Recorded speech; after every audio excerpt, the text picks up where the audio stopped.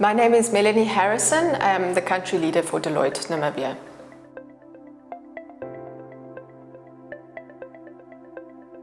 So the purpose of the Industrial Baseline Survey was really to get an understanding of the capacity within the country from a supply chain perspective. So to look at across the different phases of a typical upstream oil and gas project, what are the supply chains that are required for each phase, and what are those supply chains that are already available in Namibia. Then we map that against the demand.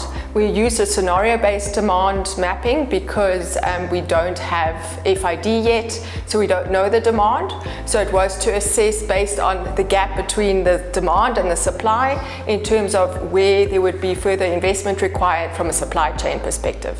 But at the same time, it also looked at workforce. So looking at from a supply side again, from the universities, from the Namibia Training Authority, so the VTCs, what is the supply in terms of the different jobs that are required, again across the whole life cycle of a typical upstream project. So what is the supply of the country, what would the demand be, and then to map that to see, where is investment required, and where are the gaps from a workforce perspective.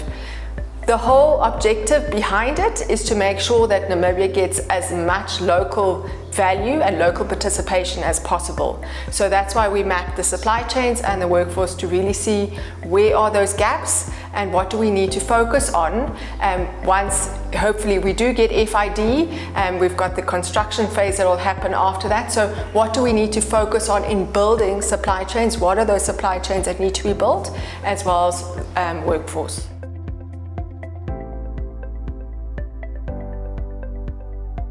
So Namibia doesn't currently have an upstream oil and gas sector. So it really would be a new industry for Namibia. So one, it creates awareness in terms of what will be required. It also gives an awareness of how the sector actually evolves, what the different phases are in the sector. So it gives that awareness. And then it gives, because it's done early, normally IBS is only done after FID, but because it has been done early, it gives the supply chains, which I referred to earlier, as well as the workforce, that opportunity to get themselves upskilled and the supply chains to get the right standards in place so that they can participate in the industry. You mustn't forget, especially from a workforce perspective, it's a risky environment, it's a risk job. So it really gives the people that time to get the necessary skills, experience and certifications that are required, and on-the-job training maybe in other jurisdictions, so that when we do have first oil, we can really benefit as much as possible and have local jobs as well as local supply chains.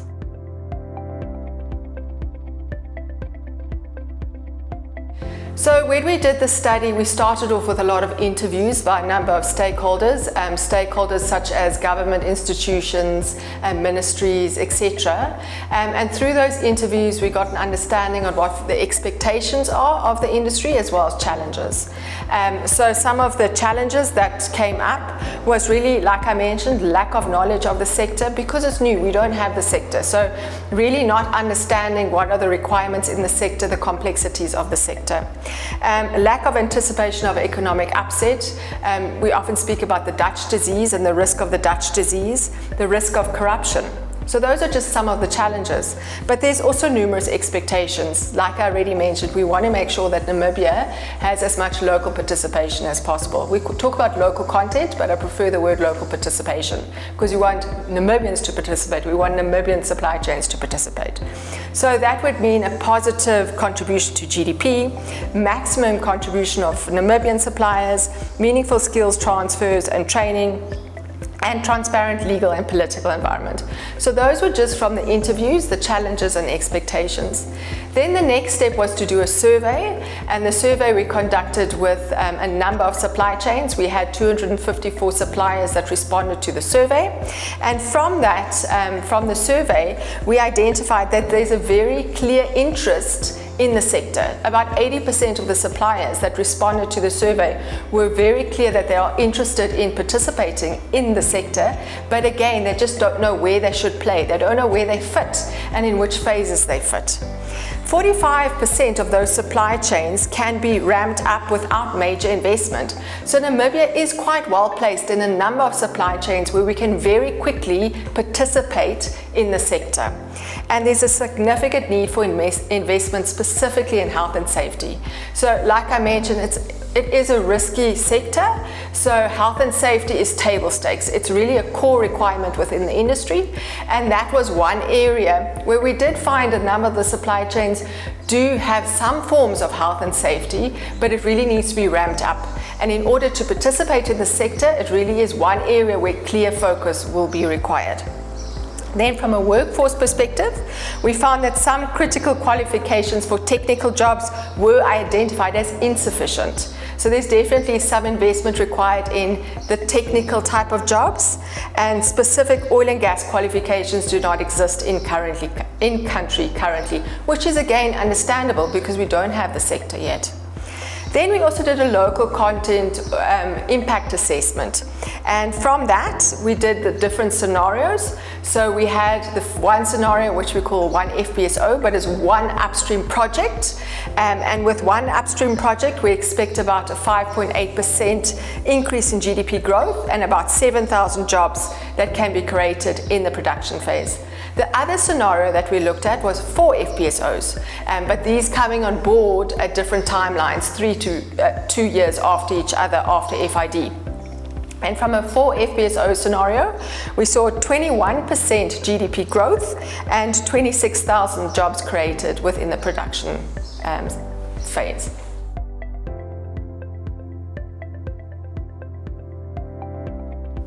Like I mentioned, because the IBS did a mapping of the demand versus the supply for the supply chains and the workforce, it gives you those gaps. And also, for example, we looked at the quantity of goods or services that would be required and the compliance to health and safety standards, and we mapped the 44 different supply chains that we looked at, and to identify which ones of those can be ramped up quickly and where investment would be required, or where local companies, where there is opportunity that they can invest in those supply chains in order to participate within the industry. So that was from a supply chain perspective. It identified those opportunities and where a lot of investment would be required and where maybe just not so much or could be ramped up quite quickly. So we identified those, and also from a workforce perspective, we identified those qualifications where Namibia potentially has enough, or the supply is quite high, but also those where the demand is high but the supply is lower. So those would potentially be jobs where Namibians can also look at to get international experience potentially, and because some of those qualifications are not at the moment, they're not offered in Namibia, but it also can be an opportunity for the universities to look at, are these qualifications that we should be investing in, so that we offer these at our universities so that people can be qualified in these highly technical jobs.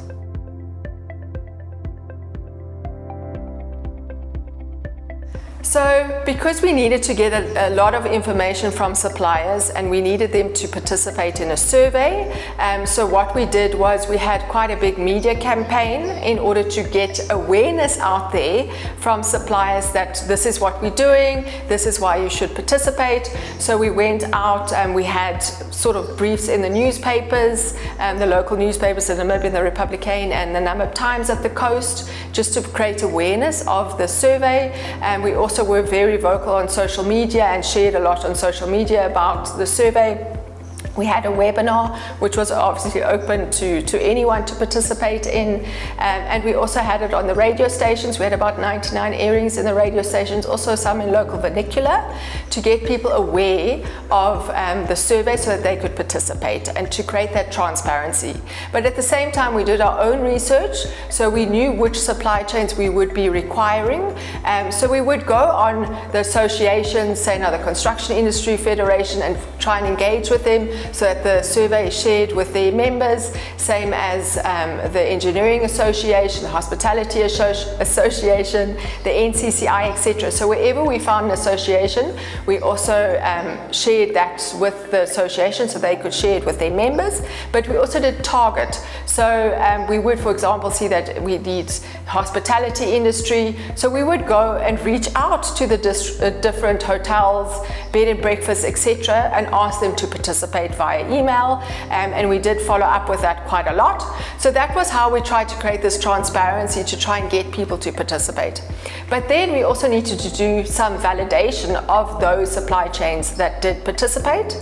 So we selected, I think it was about 44 suppliers who had participated in the survey, and we did site visits. So we took the data that they had provided with us in the survey, and we went to go and validate it. Do they really exist? Do they really produce what they said they produce? Does it make sense in terms of what they answered?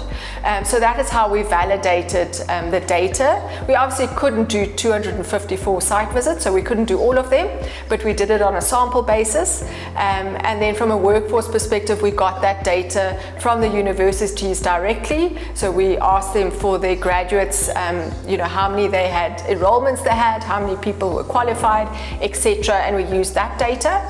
As far as possible, we did use publicly available information that has been validated, so information from the NSA, etc., where it was available. So that is how we try to ensure transparency and validity of our data.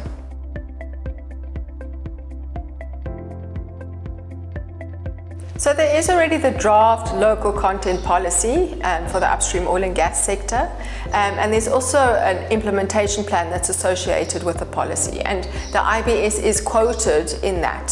So the IBS does help the local content policy in identifying, where you don't want to be too prescriptive in a local content policy either, because then it's not beneficial to the industry, or it makes it also more expensive and uncompetitive. So the IBS does help drive to see if we look at a phased approach of local content implementation, where are those areas where we can maybe have higher benchmarks or higher targets from a local content perspective, and where are those that might require a bit more investment and be ramped up in order to have more local participation, and then drive a target at a later stage through a phased process in order to make sure that there's as much participation as possible from a local supplier perspective, and also from a workforce perspective. It helps give that benchmark or those targets when you say that you need to employ local Namibians, so that it is also realistic at the end of the day. So that's how it helps create policy or drive policy. And I've already mentioned from an investment perspective, if a supplier wants to participate in the industry, they might require a lot of investment within their supply chain in order to get it to the right level that it can participate. But the IBS also gives that overview in terms of the different phases of a typical upstream project. So you first have the exploration and appraisal phase, which is not guaranteed every year that we're going to have exploration. We'll hope that going forward we will at least have exploration and appraisal happening every year. And then after FID, you've got the construction phase, then you have the production phase and decommissioning. So the IBS gave a nice overview in terms of which supply chains would be required over that whole life cycle. And we're talking about a life cycle of 30 plus years.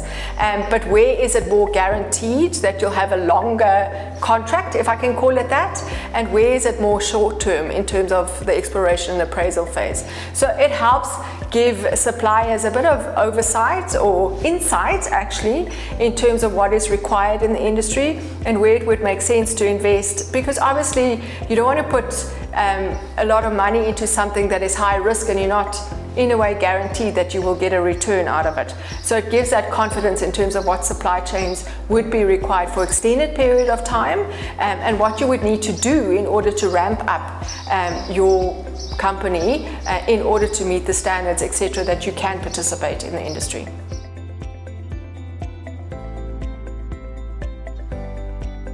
So one of the major challenges we had was participation, because like I mentioned, we did have that survey and we wanted as much local participation as possible, because we need to understand what is the current supply within the country. So participation of suppliers was quite a challenge initially, and the challenges were things like suppliers maybe in a certain industry not understanding what would be required of them in the oil and gas industry, like why is sand required, or why are certain products required within the industry. So it was to first motivate suppliers to participate, and I think there was also a bit of uncertainty in terms of, is this really going to happen? There's obviously survey fatigue. Everyone has surveys running all the time, so it's sort of like another survey, and where's this going to go, and am I really going to benefit out of it? So it was a big challenge initially with participation, and that's why we ran the media campaign, and at the same time we adjusted our media campaign just to see what works best and what would be required, and that's why we had the webinars to have a question and answer session as well, so suppliers could give us, ask their questions and to get rid of some of those challenges and uncertainties that there were. So participation was a big challenge, and therefore we also let the survey run for quite a long period of time. So initially the survey was only planned to run for about 3 months. It ran for 6 months at the end, because we really wanted to increase participation as much as possible. Then also getting data from the universities, etc. And also the data at that time, I know we've now had our census and we've got the results from our census, but when we did this project, it was before the census, so to get relevant data that is up to date, because the previous data was still quite old, and we were also looking at the 2018 workforce data that we got from the NSA. So I think that was a bit of the challenge in terms of data being old, participation, etc. But wherever possible, we tried to validate it and update the data based on information that was at hand.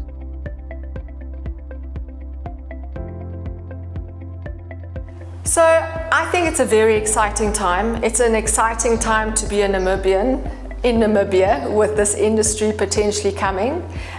So I think my recommendation would be curious. I think we need to educate ourselves about the industry. It's a very different industry.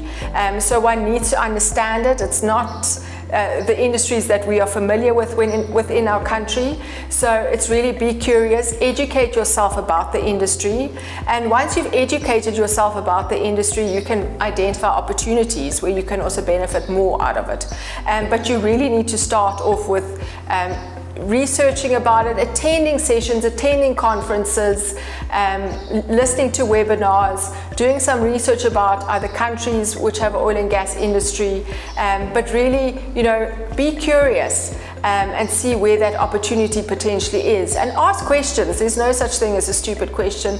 Ask those questions, network, engage, and I think at the end of the day we should all participate and try and make the most out of the industry, and then we will benefit ultimately out of it as well.